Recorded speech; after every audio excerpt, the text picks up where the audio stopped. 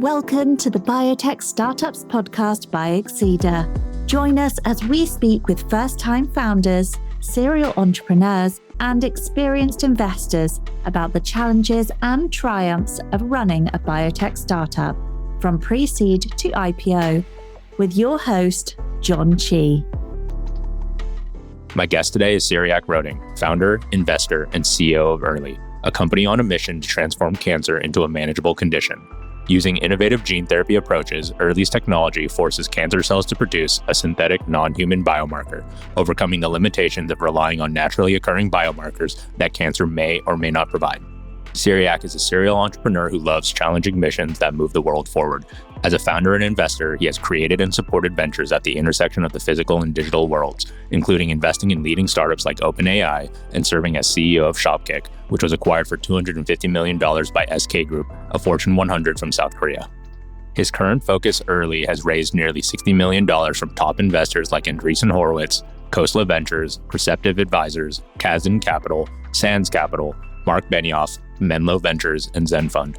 Cyriac's journey from launching his first startup at 15 to being named a World Economic Forum Tech Pioneer is nothing short of remarkable, and his insights into founding and building successful startups makes for an invaluable conversation that founders won't want to miss. Over the next 4 episodes, we follow Cyriac's journey from a small German village to pioneering breakthroughs in technology and life science. Starting with his early entrepreneurial ventures, we explore the inspiration behind his vision to blend the physical and digital worlds, discuss his founding of Shopkick during the 2008 financial crisis, and delve into Earli's mission to revolutionize cancer detection and treatment. Cyriac's story offers powerful lessons in reinvention, ambition, and the pursuit of meaningful impact. Today, we'll chat with Cyriac about growing up in Germany and how his early entrepreneurial ventures set the stage for his career. Join us as we uncover how his transformative experiences from selling software at 15 to embracing resilience during a pivotal exchange year in Texas shaped the leader he is today. Without further ado, let's dive into this episode of the Biotech Startups podcast. Cyriac, it's good to see you again. Thanks for coming on the podcast. It's great to be here. I'm excited. In customary Biotech Startups podcast fashion, we always like to turn back the hands of time and start a conversation with your early upbringing and really dig into what got you into business and what got you into science. So can you tell us a little bit about your upbringing and your adolescence? It's hard to hide where I'm from when I start talking. I'm originally born in Germany. I was born in the very south of Germany in Constance at the lake there, but I really grew up from when I was 3 years old in a tiny 5,000 people village in the middle of the country, north of Frankfurt, with milk from the local farmer and picking it up by bike, that kind of thing. So that was my environment. The world was in order. It was very nice. Yeah. For some strange reason, though, I was very drawn to entrepreneurship. I remember there was a little flea market in our little town. You can't even call it a town; it's a village. And it was only once a year. And I had a little stand there, and I was selling a couple of items from my own sparse belongings. Yeah. And I was so excited about this. I still remember this to this day. When I was recording every sale I made, even if it was 12 cents. And I think I walked out with 15 Deutschmarks or something, which is like $8 after 4 hours of work. Yeah. But I was very, very happy. And I thought it was an amazing experience. So that was probably when I was about 8. And then when I was 13, I think I started carrying the newspaper. And initially it was in the afternoons by bike. But later on, a year later, they decided, we're going to switch to morning delivery. So then I had to suddenly be on the bike at 6 a.m. in the morning before school. I'm sure you love that. And in Germany, the weather is not always great. So meaning rain, storm, snow, whatever it took, I was on my bike before breakfast. So then I got to know this newspaper house, whose newspapers I was carrying. And I got a summer job there for 3 weeks. And my job was to look at the newspaper published that day, and then have a stack, literally, like, I'm not kidding, a physical stack of paper with one ad on each paper. And my job was to check whether that ad had been published in the paper. And if so, scratch it out and then go to the next one. And when I was done with one stack, they just gave me the next stack. Yeah. After 8 hours on the first day, I was ready to jump off a cliff. Yeah. And I kind of wanted to quit. Yeah. And I made a decision that night. I'm not going to quit. It's 3 weeks. I'm going to make it somehow. But I got an enormous level of respect for what it means to go work. And I thought, wow, if that's how my life is going to be, it's going to be pretty tough. Yeah. So if that's work, then okay, buckle up. So then at the end of the 3 weeks, I say goodbye to my boss. Hadn't talked much with him during the 3 weeks because I wasn't very important. And I said to him, so just out of curiosity, why don't you automate this? And he looked at me like I was from a different planet. So this is several decades ago. So he was not sure what I wanted. So then I went back home, and a few months later, our house phone rang, literally our house phone. And my former boss was on the phone. And he said, you said something about automating what we do here. What did you mean by that? He said, well, I think you need a software. Somebody needs to create some software for you and, get this thing streamlined. And Yeah. And then he said, well, what if you did that? Why don't you come over and do that for us? So I packed up my computer, which I had bought from carrying the newspaper, and brought it there, literally my own computer, because nobody had anything at the time there. And I started writing code. And I sold my first computer program. And by that time, I was 15. And I thought it was a really cool experience that I could get paid for doing my hobby versus having to scratch out ads in a newspaper, which was much harder work and paid a lot less. So I was very surprised about that. So then one of my friends in the neighborhood had an older brother. And her brother went to the United States as an exchange student. And he was like 4 years older than we were. And when he came back, I was so smitten with that and fascinated with this idea that I went to my parents and said, I want to go to the US as well. I want to become an exchange student. My parents thought I was crazy, that I wanted to leave the house and, it's at age 16 and be gone on another continent. But to their credit, which I really appreciate to this day, they did that and they said yes. And so I applied and I asked for being placed where the sun shines. Yeah. And of course, I had California in mind. So I ended up not in the United States. I ended up in Texas. There we go. Actually in the southeast of Texas at the Gulf of Mexico in the swamp area, a town called Orange, Texas, with 50,000 people. And slightly different from my upbringing. And I had a lot of experiences there that shaped me for life. And I loved every minute of it. It was not this high easy. school? It was in high school. I left after 10th grade in Germany. I joined 12th grade in the US in Texas. And at the high school, I had the most amazing time. It was a 4A school, which means second largest type of school in the state. My school had won the state championships in high school football for 2 years in a row before I got there. The town had about 50,000 people. Every Friday, about 20,000 people showed up to the football game. Oh my God. And wait for this. I became a male cheerleader. There were 15 girls and 7 guys. Best job I've ever had. And I ran the school flag on Friday nights across the stadium. This massive flag.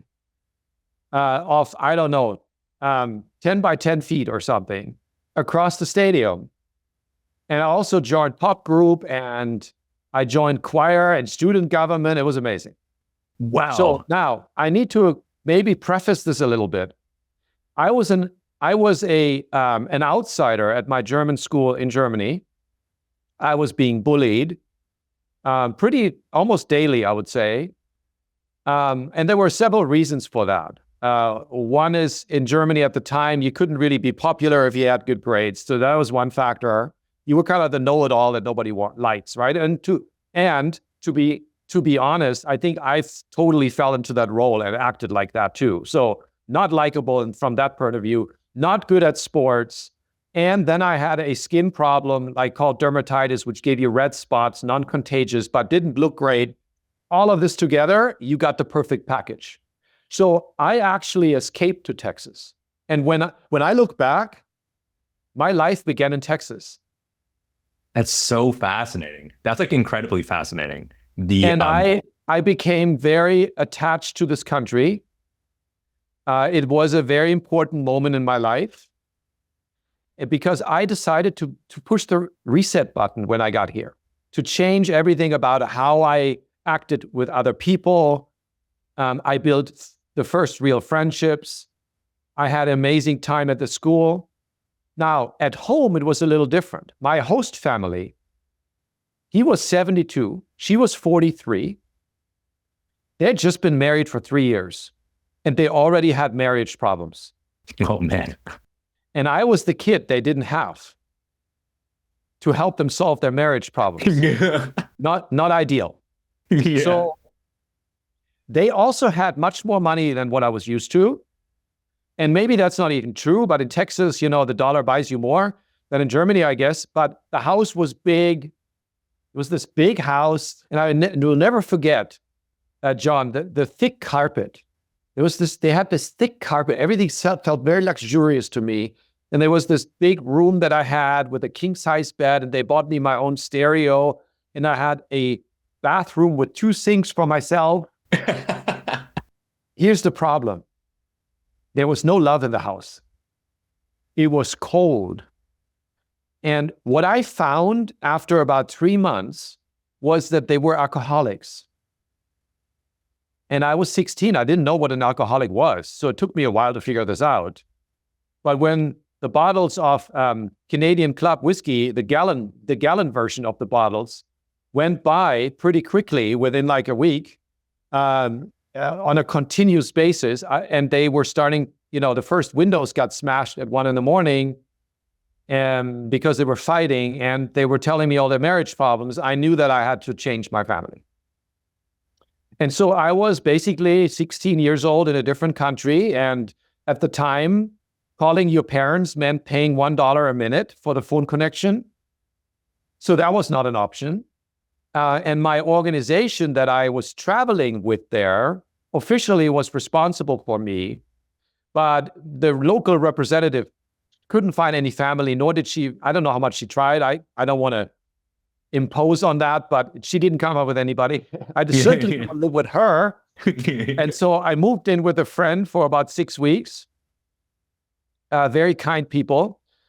And then I had to find myself a permanent family. And my teacher, my US history teacher, took me into her family.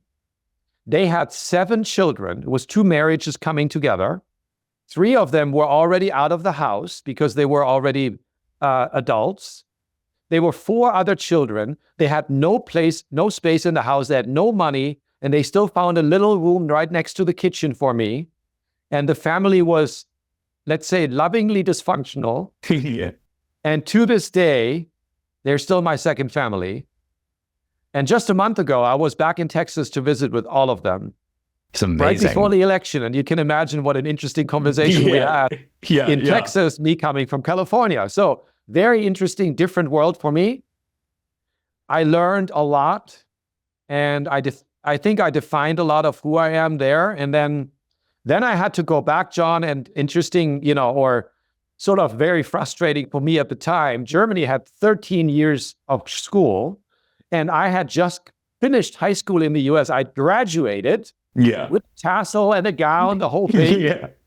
And then I had to go back to school for 2 more years. You're no, not why? So I went back to high school, but in order to not be put in the same box where I just came from, I called my parents again and I said, I'm really sorry, but I need one more thing.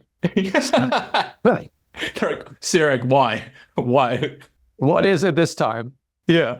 I said, can you please register me at this other school in a different city in Bad Homburg, which is on the other side of my little village, because I want to change completely from scratch and start over to redefine myself.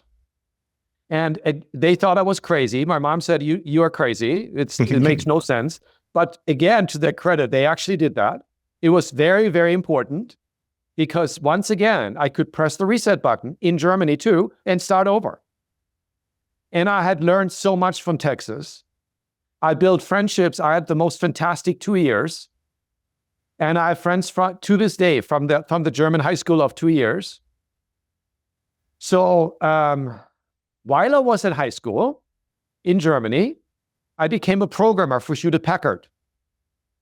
And I wrote code on Wednesday afternoons. I'm going to pause right there. That was very casual. That was a casual, I became a coder for Hewlett-Packard. I feel like that is like a very difficult role, especially for a high schooler. How did that come to be? Like, how did you land that?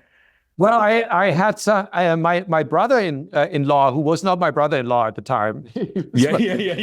Was my sister's boyfriend. He was at Hewlett-Packard, and he was very kind to sort of give me at least an intro. And then, quite frankly, I just had to convince them by coding. So it was just, I don't think I was ever the world's best coder by any means or imagination, but it seemed to be good enough to get the jobs done, literally the jobs of that program. So it worked, and it was awesome. Again, this was another example, John, of me saying like, holy moly, I can actually get paid for this. So that was great. And then I thought, okay, now this is very interesting. I also did a job in a computer store where I was a salesperson selling computers. At the time, I was in love with a certain type of computer, and there were some people who wanted to learn more about it. So I offered them outside of the business to teach them. And before I knew it, I had incorporated a company. My parents had to, sign the papers because I wasn't of age yet. I was 17. But I was able to just charge these crazy rates because it became, my clients became commercial clients, especially architect firms. And so I would drive with by the way, I was the only guy at age 17 in Germany allowed to drive because I had a US driver's license. and at the time, not today, but back then you had to be 18, right? So I had this tiny car, this Fiat Uno, like the smallest car you could possibly buy. And I had paid it off. My dad had given me a personal loan, and I had paid it off one by doing the work. So I was driving I came in the smallest car, parked my car in front of the architecture firms and taught them about Macintosh and whatever else they were using.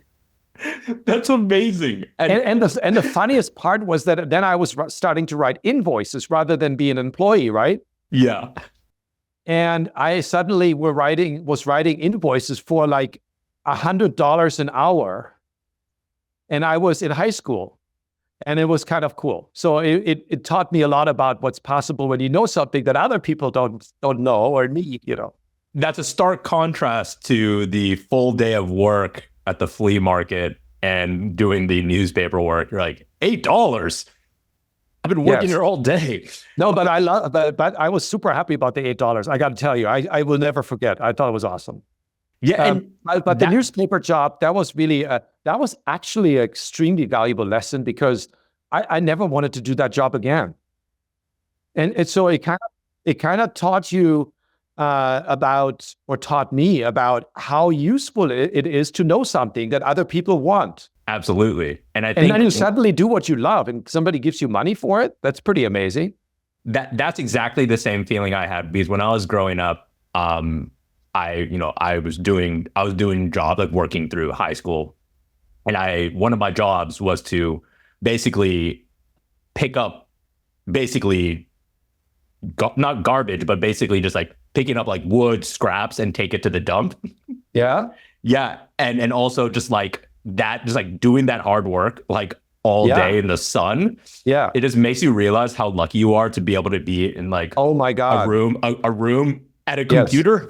And then you're like, I used to be out and like baking in the sun, lugging around very heavy things. And this is such a luxury. Yeah, it is such a luxury. And I think it's so important to realize that. I am often thinking about, I have so much respect for people doing the hard labor work because it's so much harder. And I find it somehow incredibly unfair in some way on a higher level that they get paid so much less because it's actually much harder work. So way harder. It's kind of weird. But anyway, I, of course, tried to learn from my own life and took lessons away from that. And it showed me just what was possible. So that was the high school world.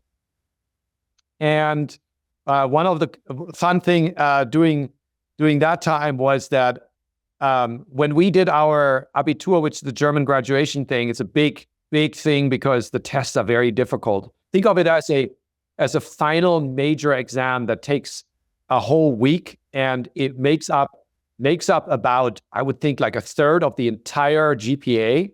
Oh my God. So it's a pretty intense thing. And when it's done, there is a tradition that the graduates are taking over the school for one day. And the better they are in terms of sort of reorganizing the school, the more likely is it that school will not happen on that day for everyone else. Yeah. So the incentive structure is strong. So what we did was essentially not only change the teacher's lunchroom into a store, but we also turned the entire school into a beach, and got Coca-Cola to sponsor it. And it had never been, I don't think it had ever been done, at least in that state where I was, that anybody had their school event sponsored by Coca-Cola. Yeah. And we had the largest private television network there to film the whole thing. Oh my God. And because it was so unusual, school never happened that day. Yeah, success. Everyone's like, yes, I am glad to be done with this. We can catch a break here. Oh, that's amazing. And now that you've graduated, talk a little bit about your considerations for university. Were you looking to go abroad? Were you looking to stay in Germany? Kind of what was going through your mind there? Well, initially I was planning to become a journalist because I'd been writing for local newspapers and I really enjoyed it. And so I applied to to study journalism in Berlin. I was fascinated with Berlin as the capital of the reunited Germany that had just reunited. I don't know if you take that into consideration, what a massive change. But then I was thinking, journalism kind of a hard life, and it's not clear how this would actually pan out and how many opportunities I would have besides that job. And I didn't know whether I was always going to want to be a journalist. And so I thought, if I study journalism, I'm going to have a great 4 years of fun, but then I might have 40 years of not fun. What if I rather do engineering and business and combine them, called industrial engineering, and I might suffer for 4 years, and then I have a great life for 40 years afterwards. So I decided for the latter option, and I went to Karlsruhe, which is the Karlsruhe Institute of Technology, southwest of Germany. It's like the MIT of Germany. And I studied engineering and business in an integrated thing, which means I know neither business nor engineering today. So then, the next thing that happened was I got very tired of sitting in these lectures all day long, very quickly. I found it highly depressing. There were no windows in these rooms, 300 students in there. You would go in the morning in Germany, dark in the morning, and in the afternoon when you come out, it was dark again. I was like, what kind of life is this? in Germany, there's no, at college, I should say, there's no requirement for attendance. You just have to pass your grades and do your tests. So that was very seductive for me. Yeah, I'm sure. Because before I knew it, I was a radio reporter at night for the local radio station. Wow. Remember, I was interested in journalism. Yeah. So I became a radio reporter who was out and about at like 10 p.m., 2 a.m. in the morning. And then I got my first own radio show. Cool. At a local radio station. And it was supposed to be a pure music show. And, they basically gave the least important time slot of the day which is like the night from 10 p.m. till 6 a.m. Yeah. to some freelancers, right? Yeah. And so they assumed no one was listening anyway. So they gave it to somebody who was freshly taught how to do this. So I came there and I thought, well, I'm already here. Yeah. Why not do a little bit of a talk show here? Yeah. That's so cool, though. And so it became like a music / talk show. Think of it as a podcast with music interspersed. And then I started having an external reporter out on the streets for me. You had staff. Who was calling in Yeah. while I was in the studio. And it was a really, really interesting time, I have to say. The only problem was I didn't show up at university very much. Meanwhile, I had friends in this program who were very ambitious, and they decided they wanted to finish the entire first 4 semesters, which is the first half, the base, the foundational, it's the hardest part, right? They wanted to finish that in 3 semesters instead of 4. And I was so dumb to join them and say, yes, I'll do that too. So that means I had even more tests to pass. Meanwhile, I was sleeping. So I then figured out that in the 3rd semester, it all caught up with me, of course, because all of a sudden I found out I had 7 weeks to go and I had 7 tests to pass. Each one, 6 months of work that had been taught, and I had 7 weeks. So I buckled up. I told the radio station, "I'm so sorry, I can't come right now." Yeah. They were not happy. They were not happy with me. Yeah. And there was another thing in parallel that was going on. My then girlfriend, she was going to become a landscape gardener, and she was fascinated with Japanese gardens. Japanese gardens are beautiful and very different from European ones. And she wanted to go to Japan. And I had planned, if I could actually finish that 3 instead of 4 semesters, I could use 1 semester to go to Russia. I was fascinated with Russia because, quite contrary to today, it had just opened up. So it was all brand new, right? And I was sort of interested in that, but then she wanted to go to Japan, and I thought, Japan is really interesting too, because it's the second biggest economy in the world. Germany is the 3rd biggest. The United States, the 1st biggest. That means I would have this triangle of the 3 biggest economies, and I would have experienced all of them. And I thought that was very interesting. Japanese management, very interesting. So here was the problem. It's unaffordable to live in Tokyo as a student. Absolutely. Yeah. Yeah, and I was self-financed. So not fully. My parents gave me a little bit. They paid my rent. But other than that, I was basically trying to make money to pay for everything. And so there was no way I could have lived in Tokyo. And so I've looked for scholarships. And I found this one scholarship where you didn't have to speak fluent Japanese. But the problem was you needed to get a professor from Japan sending a letter of invitation saying they really, really, really want you, and not just anyone, but you. Yeah. And the complicating factor was that I had 1 week to apply. So I got on the phone and I called, I don't know, many professors in Japan. Yeah. And I got very lucky that I found one professor who actually decided he wanted me for some reason. At in the university in Tokyo called Joji Daigaku, which is Sophia University, a very good university with an English-speaking program where they also teach you Japanese. And he sent that letter, and I handed in my application on the final possible day because I had just received it that morning, that letter. And then, lo and behold, a few months passed, and I got a thick envelope in the letter, and it was in the mail, and it was the acceptance letter. But you needed to have finished your first 4 semesters. So I passed the last test on Sunday, and on Thursday, I was on the plane to Japan. So on the plane, I studied my first sentence of Japanese, which was, I'm so sorry I don't speak Japanese. Can we speak English? And it's so nice to meet you. So then I arrived in Japan. This was after, basically having been in this whirlwind of activity. And I arrived in Tokyo with one big suitcase and a bag at a subway station.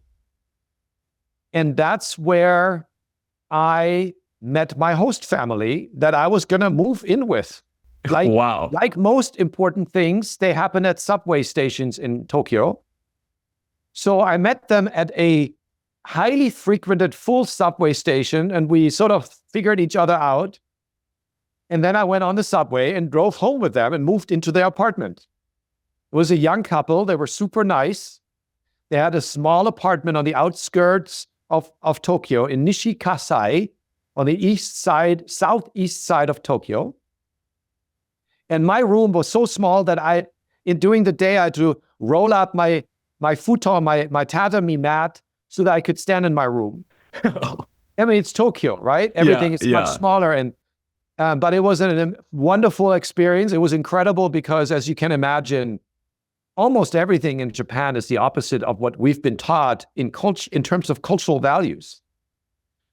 And like Texas, it was another mind-blowingly different experience that really sort of gives you whiplash at first, because it's almost the opposite of what we've been taught. An example would be individualism versus group experiences.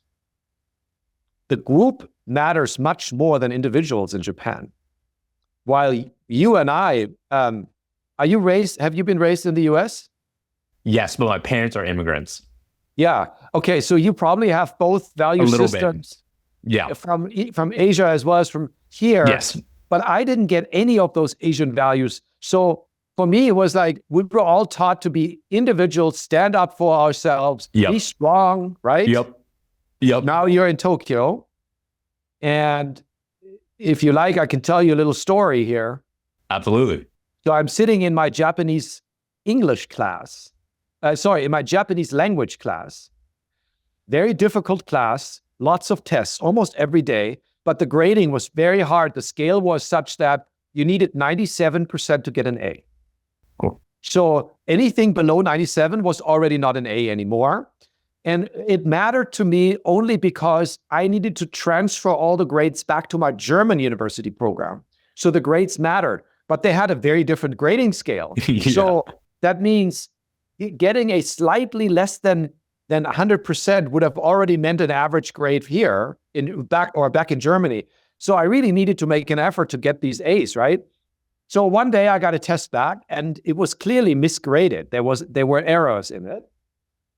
And I looked at it and I went to my host mother and I said, I asked her, do you think I should tell my teacher that this was misgraded to have it corrected? And I kind of already knew the answer. I had just asked her to confirm. The answer was a clear no. And why? Because 2 reasons. One is, if I had pointed out her error to her as a person senior to me, I would have embarrassed her. And losing face is the hardest, not the best thing in Japan. And I would have caused that embarrassment for her. That's not good. She made an error. And secondly, equally important, in Japan, in that school, you could not just talk to the teachers outside of the class because that was not deemed appropriate. So by bringing up my own personal case, I would have taken time away for the rest of the group to learn Japanese. Wow. For my own selfish reasons. So I decided not to bring it up begrudgingly. And then a few weeks pass. And then one day, the door opens, she walks in one day and says, "Today is a special day. I'm offering one additional test today for everybody who wants to make up a grade." And so I took the test, worked fine. But here's the interesting thing. From a Japanese point of view, I had won twice. Once I had won because I had now given a chance to improve my grade, and I had not taken away time from others. And second, I even had another chance at learning even more by taking another test. Yeah. Yeah. So here's the thing. From their perspective, this entire way of thinking makes perfect sense. It's logical in itself. It makes sense, and it has a clear framework why this is all exactly how it should be. Although it's diametrically opposed to the way we would look at it. And that different perspective on the same problem, based on the framework you are using as a reference point, delivers you very different results. And that is really interesting for me and was fascinating for me to understand and internalize. It really helps you understand it helps you look at the world from different angles. When people have diametrically opposed views, it also might help you look at problems in different ways to solve them.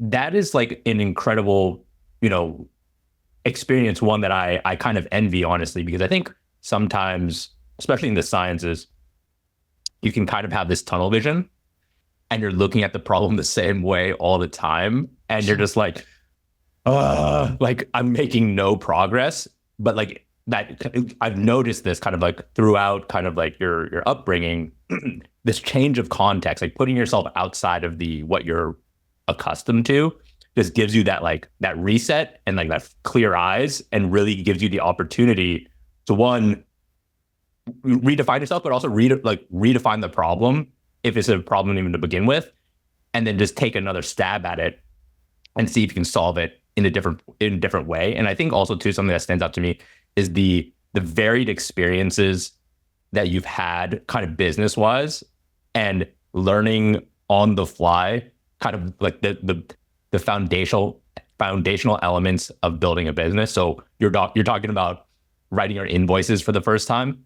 I remember learning, I still remember when I had to make my first invoice, and I was like, and also they're like, what's a purchase order? And all of these things, and just learning that, I was like, what the heck? But you just continue to stack up and accumulate this knowledge. And I think all of that is accretive to ultimately running a business. And so that's really, really fascinating to me. And it's also for you, when you were doing all these jobs, it's like the stakes are real. You're like, I need to make rent. I need to pay for food, especially in Tokyo. You're like, I can't not make this money, and I need to figure this out. And I think too, something that also stood out to me was your experience as a radio host, and also the kind of the journalism stint, and the kind of you creating your own kind of talk show. I think that in itself is a kind of almost a lesson in kind of marketing. It's how do I get people to want to tune into this thing and create something that's interesting for a broader audience? And I couldn't I'm thinking about this, and you're talking about, your major being business and engineering, but not really learning much of either. And so you kind of learned business from just doing it. You're just how do I do this? And then just figuring it out on the fly. So it's really interesting to me to hear about all those experiences. That's all for this episode of the Biotech Startups podcast. We hope you enjoyed our discussion with Cyriac Roeding. Don't miss part 2, where Cyriac takes us across continents and industries, sharing the pivotal moments that shaped his entrepreneurial vision. If you enjoyed this episode, please subscribe, leave us a review, and share it with your friends. Thanks for listening, and we look forward to having you join us again for part 2 of our conversation with Cyriac. The Biotech Startups podcast is produced by Exceeder. Don't want to miss an episode? Search for the Biotech Startups podcast wherever you get your podcasts and click subscribe. Exceeder provides research labs with equipment leases on founder-friendly terms to support paths to exceptional outcomes. To learn more, visit our website www.exceeder.com. On behalf of the team here at Exceeder, thanks for listening. The Biotech Startups podcast provides general insights into the life science sector through the experiences of its guests. The use of information on this podcast or materials linked from the podcast is at the user's own risk. The views expressed by the participants are their own and are not the views of Exceeder or sponsors. No reference to any product, service, or company in the podcast is an endorsement by Exceeder or its guests.